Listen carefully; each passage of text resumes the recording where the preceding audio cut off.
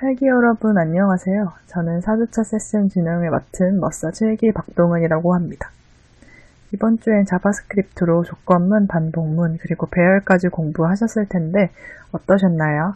개념은 쉬운데 아직 익숙하진 않으시죠?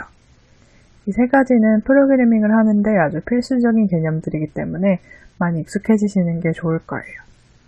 그래서 이번 시간에 간단하게 복습 먼저 하고 이걸 어떻게 활용하는지를 보여드리도록 하겠습니다. 먼저 제어문인데요.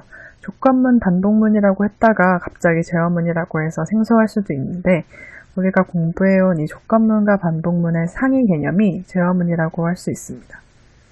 여러분이 코드를 작성할 때 맨 윗줄부터 맨 아랫줄까지 순차적으로만 진행할 게 아니라면 이 제어문을 반드시 사용하게 됩니다.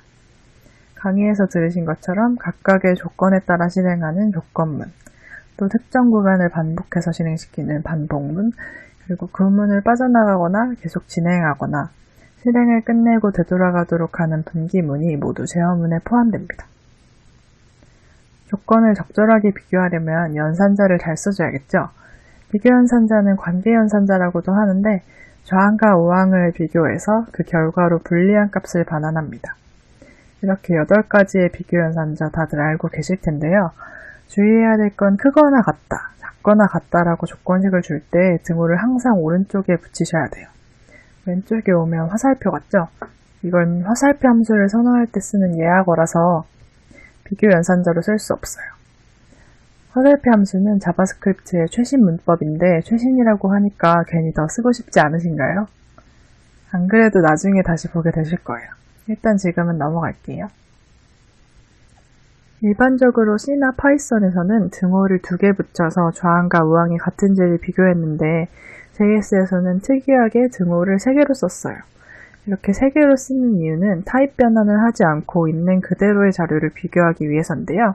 캡처 화면에서 두 번째 구문을 보시면 우리가 생각하기에 숫자 0과 문자 0은 다르니까 false를 반환해야 되잖아요.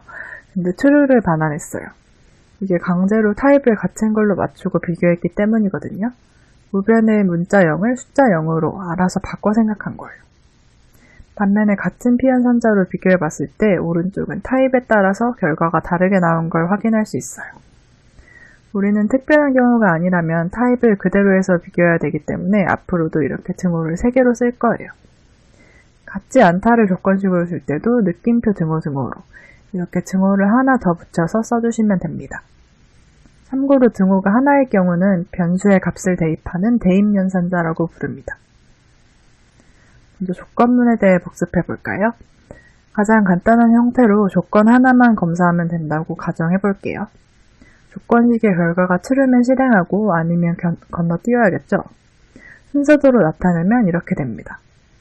내일이 시험이다라는 문장이 참일 경우에는 집에 가서 공부하기를 실행하고 거짓일 경우엔 공부를 안 하고 그 다음 명령어 점점점들로 넘어가는 거죠.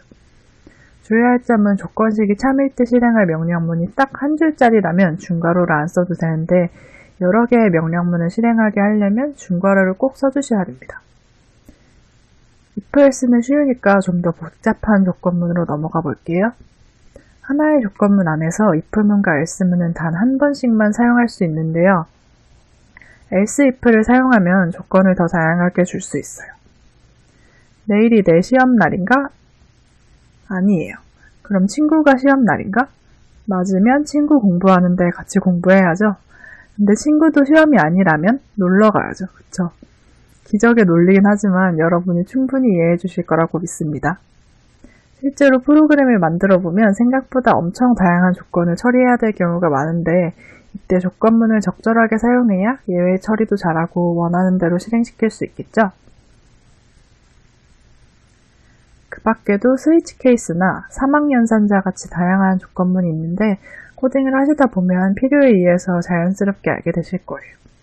지금은 막 조건문 종류를 외우실 필요는 없고 기본적인 것만 알고 계셔도 구글링을 통해서 충분히 구현할 수 있으니까 걱정 안 하셔도 돼요. 그다음 반복문도 정말 많이 쓰이죠. 프로그램이라는 게 똑같은 명령을 일정 횟수만큼 반복해서 자동으로 수행하는 경우가 많잖아요. 그래서 우리는 어떻게 반복시킬 것인지 같이 살펴보도록 할게요. 먼저 while문은 강의에서도 써봤어요. 조건을 주고 3번 반복해서 리스트 태그를 화면에 띄웠었던 거 기억나시나요? 이렇게 while문으로 조건을 만족할 동안 루프를 돌면서 변수 i를 웹페이지에 찍어봤습니다. i가 1부터 9까지 잘 나오는 걸 확인할 수 있죠? 다음은 포문인데요.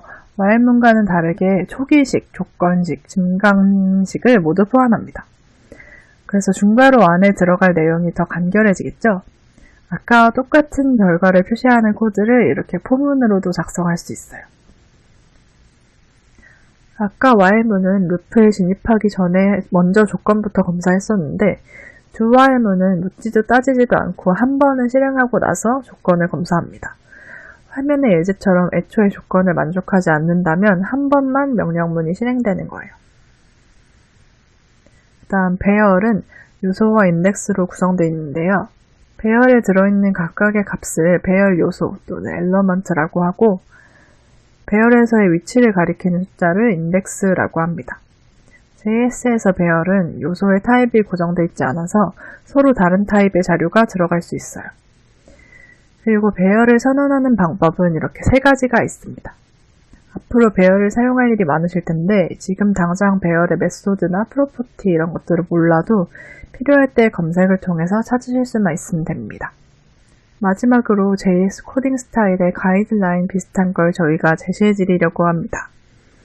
여러분 지금까지는 첫 번째 예시처럼 HTML 태그 안에 직접 JS 코드를 넣거나 아니면 두 번째처럼 스크립트라는 태그에 JS 코드를 작성했었죠. 그런데 이렇게 하지 않고 JS를 별도의 파일로 두고 HTML에 불러와서 쓰는 방법이 있습니다. CSS 파일을 따로 만들어서 여러 개의 HTML 파일에서 썼던 것처럼요. 그럼 관리하기가 훨씬 편해지겠죠? 예를 들어서 index.html에 script2.js 파일을 불러와서 쓰고 싶어요. 그럼 일반적으로 이렇게 바디 태그를 닫기 직전에 스크립트 태그에 JS 파일의 소스를 명시해 줍니다. HTML5 문법에서는 이 타입 속성을 쓰지 않아도 된다고 하네요. 생활 코딩 강의에서는 document.querySelector로 태그를 전달해줘서 웹 브라우저를 제어했었어요. 그런데 이렇게 하지 않고 우리가 준 아이디로도 HTML 요소를 가져올 수 있습니다. index.html에 아이디가 hw인 인풋 태그가 있죠. 이걸 JS로 제어하려면 이렇게 document.getElement by id 하고 태그의 id를 넣어줍니다.